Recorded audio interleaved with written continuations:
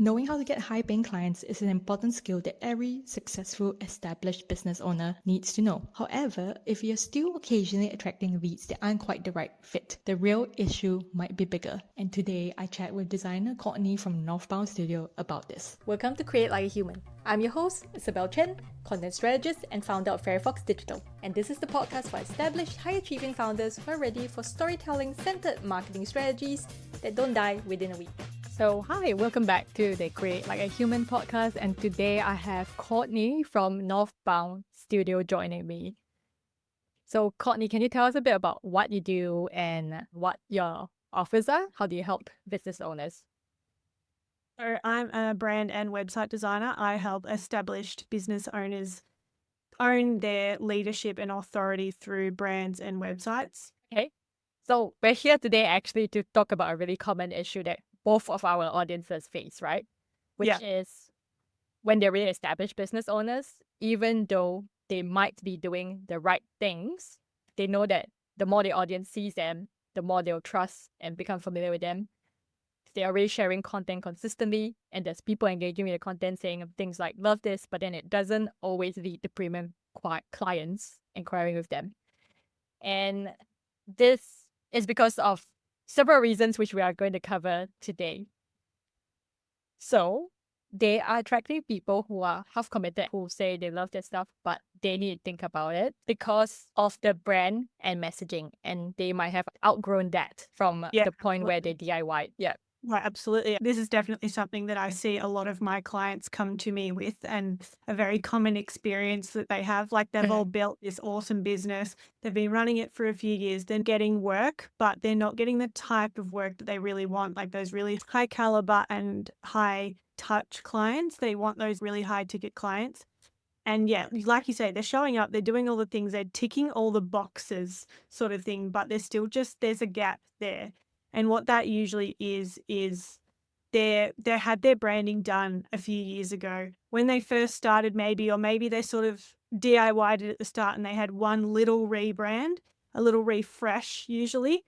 But then now they're servicing a much different market. They're servicing a different buyer, and they haven't revised. Their brand just hasn't stepped up to that same level. And yeah, that's where I see a lot of people sort of going wrong. And I want to touch a little bit on that point as well, because I feel that when you go from DIY to someone that's more established, sometimes it's not about being visible anymore, right? Because you are already visible, but it's more like whether people see you as a leader. So there's a difference in that. Visibility is just showing up or just posting more. And usually they're doing that by they've bought a Canva template, or like they've copied some visuals off Pinterest and they're just sort of pumping content for content's sake. But there's no, like, they haven't, because they don't have that consistent through thread of where they are now and who they're serving now, and they haven't got that distinct brand.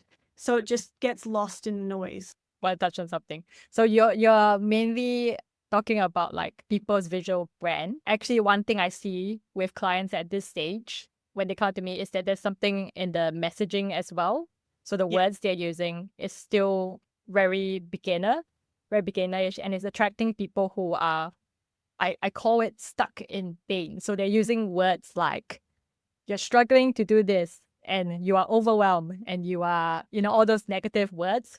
Whereas at this stage, when they're more established, what they want to do is really attract people that I call empowered clients. So premium people who are decision makers, who are really, quick to act. They know what they want. They just want to know that you're the right person to work with.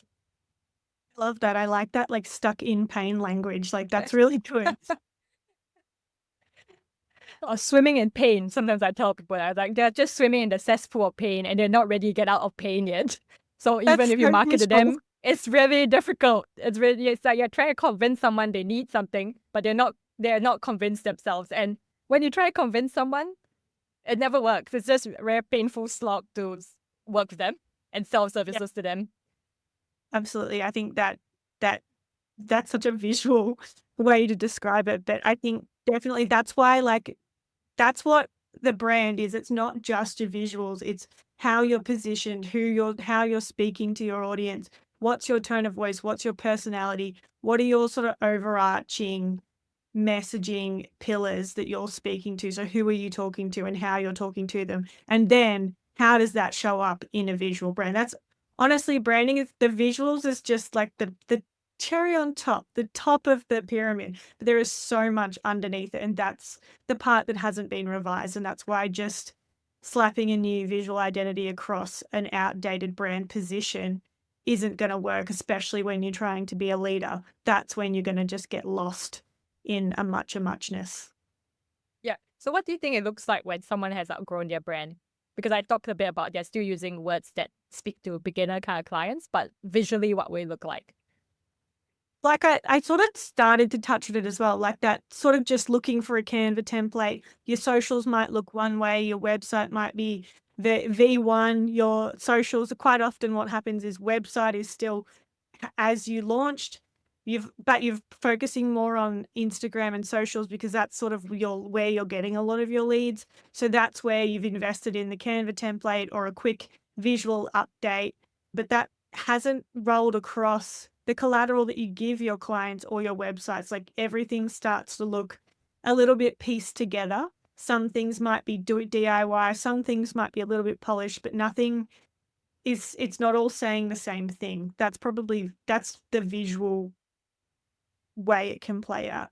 But yeah, like you say, it's definitely the messaging and even the mindset of who you are. You're still like that can play out as well. When you don't look the part, you're hesitating if someone asks for your website, you're like, here it is, but like, don't judge. I had it done a few years ago. Or when someone asks for your Instagram, you're like, I do good, like you do good content. You've got good like words and good things to say, but it doesn't look how you want it to look. So every time you go to post, there's just that little, you still post it because you're showing up and you're visible, but there's just that little pang in the bottom of your chest. This doesn't feel up to scratch.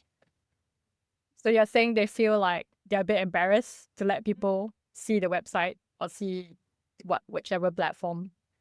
It's not cohesive with Yeah, their there's just identity now, like their current identity. that little twang of like, not shame, shame's the wrong word, but yeah, embarrassment's probably the right word. Just that feeling of the visuals aren't doing what you know justice. Like you know your stuff's good and you just feel like it's not doing it justice.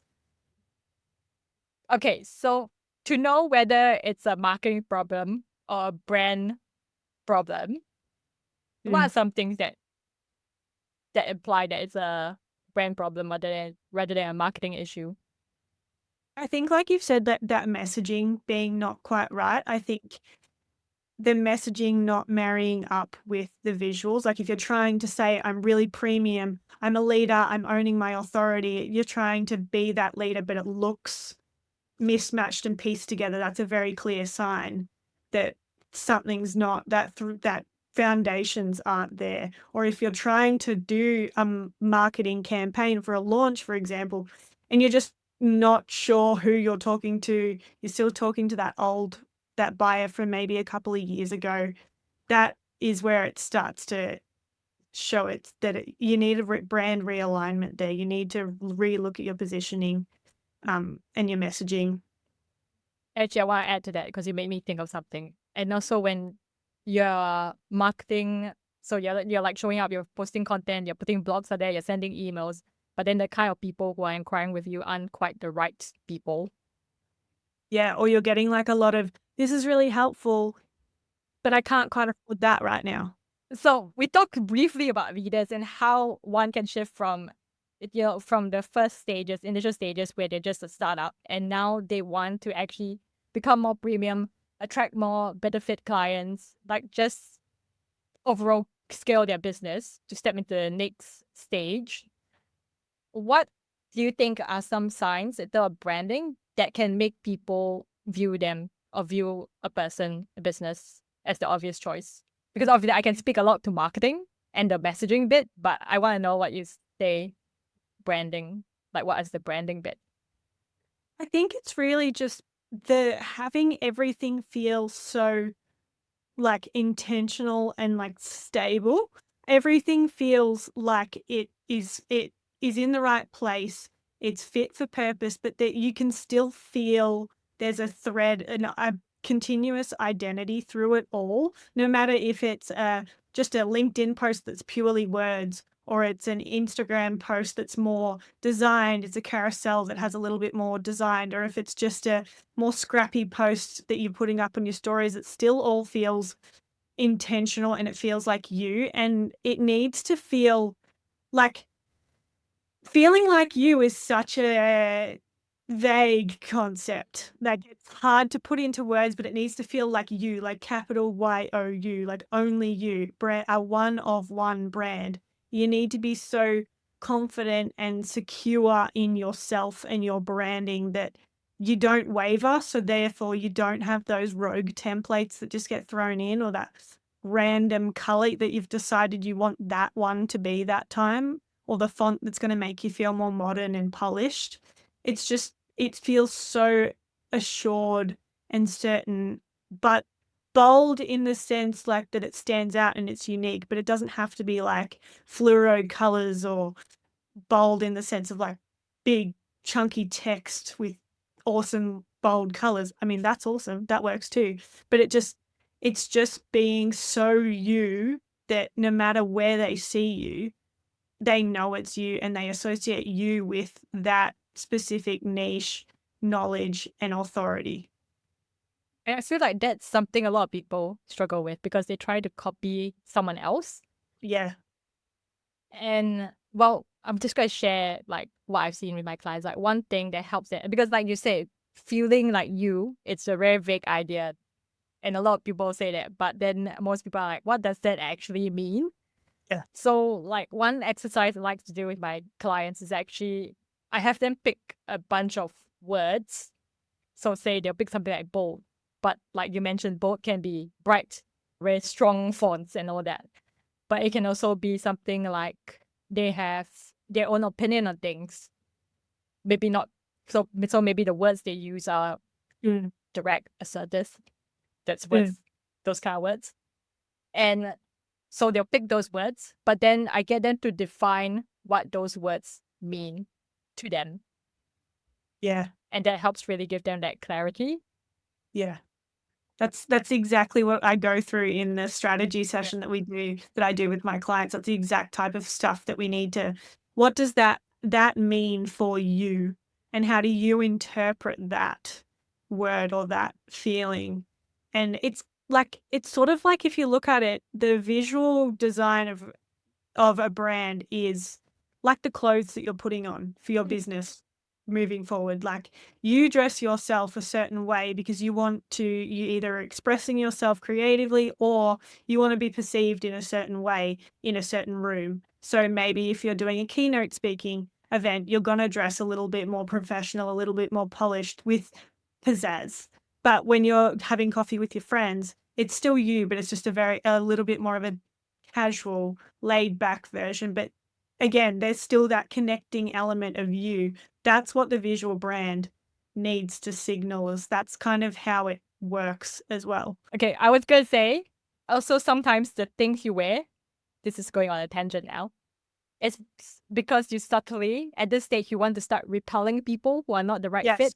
So for Yeah. example, I will describe this for the listeners. So I'm wearing a white shirt with a cat on it, right? And part of my values, like now that I've worked long enough, so I've been away in my business for 3 years, I realized that I don't want to work with people who hate cats. Yeah. But I don't say that anywhere. I just subtly wear cat things, like cat earrings, and then I have a cat on my shirt right now, or I'll just put pictures of cats subtly in my Instagram posts on my website just to repel people. Yeah, that's absolutely, like, that is exactly the type of thing that a brand that wants to own their lane and be a leader and a pinnacle of authority needs to do. That is why it needs to be so you, because you don't want to work with everyone anymore. You're done working with people who don't align with you and your values. You're not sugarcoating it, and you're not trying to please everyone or just be liked. You need to be so pointedly you, and not scared to repel people. If you start getting hate comments on your Instagram, because you've started to be more polarizing in your messaging or more pointed in your messaging and your visual style. Like someone goes, ew, I hate pink. Like a lot of female business owners actually are really scared of being too feminine or using the color pink only if they service other female business owners or female customers.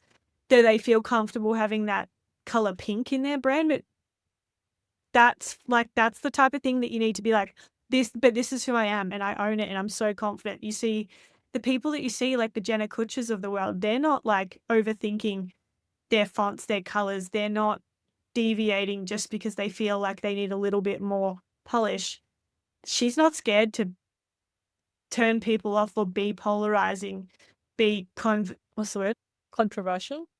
Controversial, that's the one. She's not scared Yeah. to be controversial. She owns who she is. She owns her views.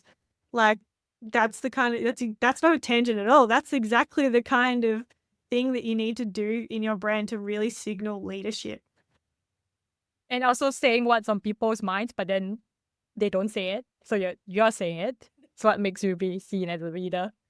Yeah, you really need to embody the brand. Like not just say I want to be a leader, I want to be an authority. Like you need to actually be that and live that and own that. Like if you're saying you want to be an authority, but you're still accepting those dud leads or still downselling into your lower ticket offer consistently and still allowing that to perpetuate, then you're never going to actually step up into that level that you want. You need to like embody it wholly moving forward, visually and in the way that you do your business. People define values a lot in their branding. Like that is part of the strategy that we do. We do your values, your mission, your purpose, all that sort of stuff. But people, a lot of times, that's just something that they either put in their staff room or it just lives in a strategy document on their Google Drive. But leaders really embody those values, and those values are what really like drives how you show up and how we position you and what personality is going to work, how it's going to connect with your clients. When you're trying to be a leader, people they want to feel like you're picking them, not as much they're picking you. Like you have picked them out of their audience. They've picked you out of their audience.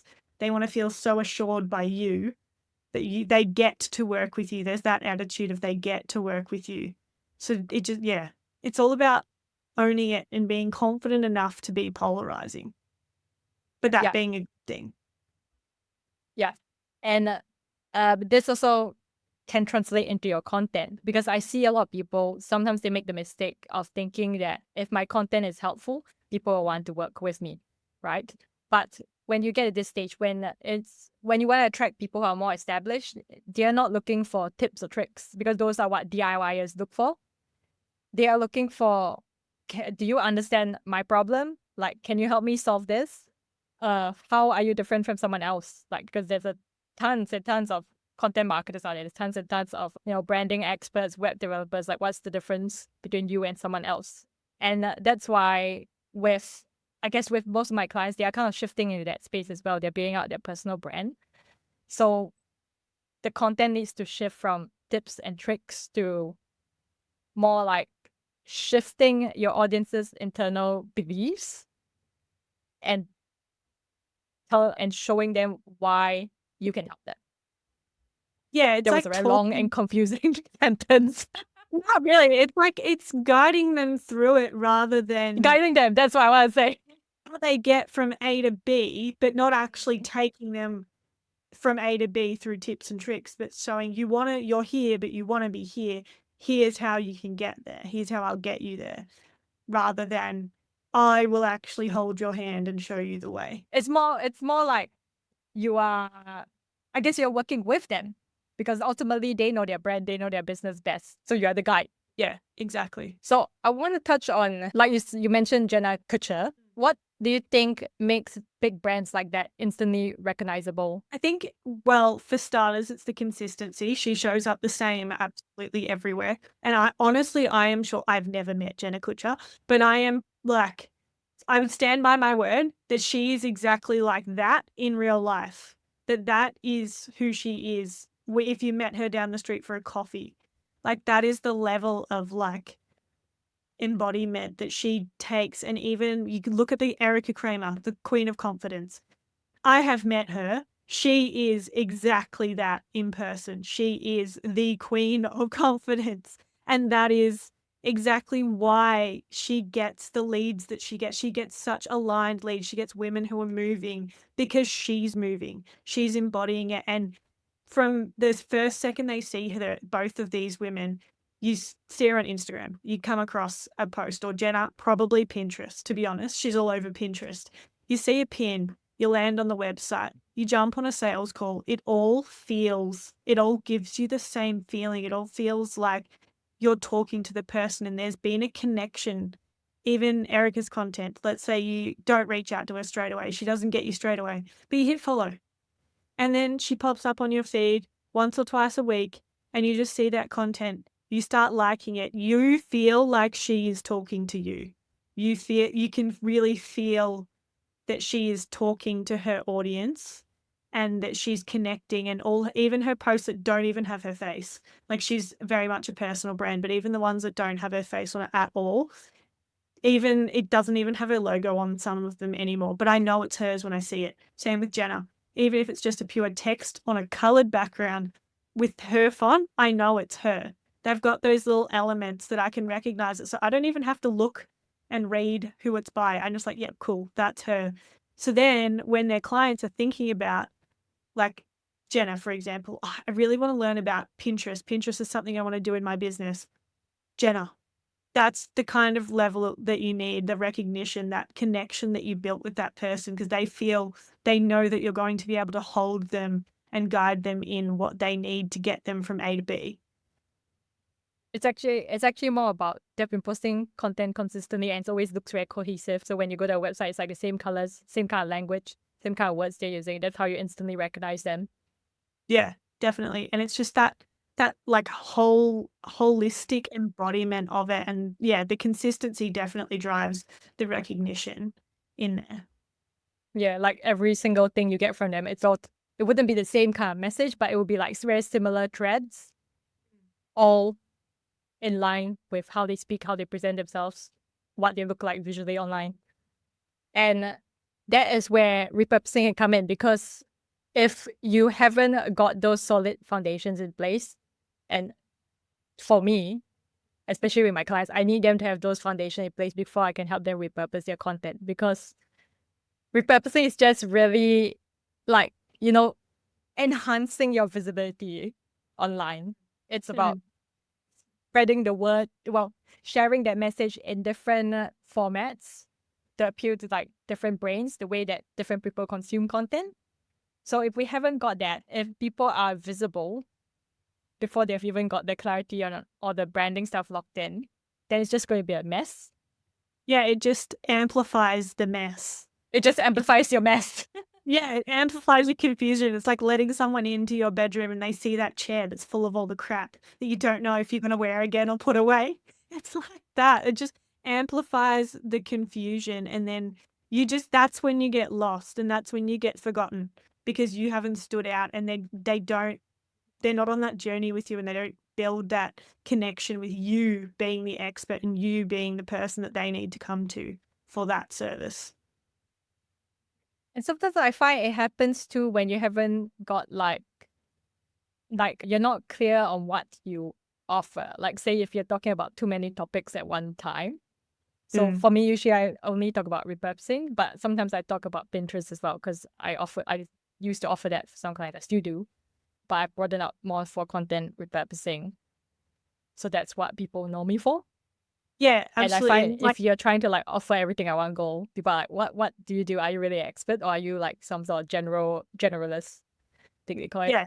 Even like similar to me, like I'm a brand and website designer, but I really only speak about brand because my approach to websites is still very brand driven. I still same as you with repurposing. I believe that to have a good and like a website that's actually going to work, you need to have those foundations behind you of the brand and your positioning, your personality, your tone of voice, your visual identity. It all needs to be there first before. You can't just have a website. Like, it's not a standalone thing that stands on the side. It's an ecosystem. Your brand is an ecosystem. So yeah, it's definitely exactly the same, having that clarity in what you offer and who, like, even someone can offer different things, but that could be to different clients. For example, I've got a client who's a disability support worker, and he works with people who have NDIS plans, but he also offers mentoring, and they're two very different target audiences. So when he's speaking to those two through his content and messaging, they need to address those two different audience. And even visually, the mentoring side of things is a lot more fun, a lot more personality driven, whereas the NDIS side of things needs to be a lot more structured and formal, and the way that he shows up there. So that's the kind of clarity that you need in how you're showing up. And that's why having this foundation helps people like you repurpose with purpose. That's a good way to put it. Actually, I use the one-liner repurposing without sounding robotic. But Yeah. repurpose with purpose, that sounds good as well. Maybe that's my second tagline. You can interchange. Yeah, I can interchange it depending on my audience, like what you said. Yeah, so thanks so much for joining me, Courtney. Where can people find you? And if they need any branding or website done, how can they reach out to you? So Instagram definitely the place that I'm showing up the most. Northbound Studio _. That's where you'll see Yep. me showing up almost daily, at least weekly. If you want to check out any of my packages, my brand in 10 days is my signature package. So that means we do all the positioning, all the strategy, and a visual identity, as well as you get an actual asset. I find a lot of people who do just a logo, people get the logo and then they're like, now what? So in my brand in 10 days package, I really believe in empowering the business owner to use their brand straight away with a really considered asset straight off the bat. So if you want any information on that, check out my website, northboundstudio.com.au. That's where you can see all of my packages and learn a little bit more about my approach to design. Thanks for tuning in to Create Like a Human. If this episode sparked new ideas, I'd love for you to hit follow and leave a quick review. It'll only take 2 minutes and means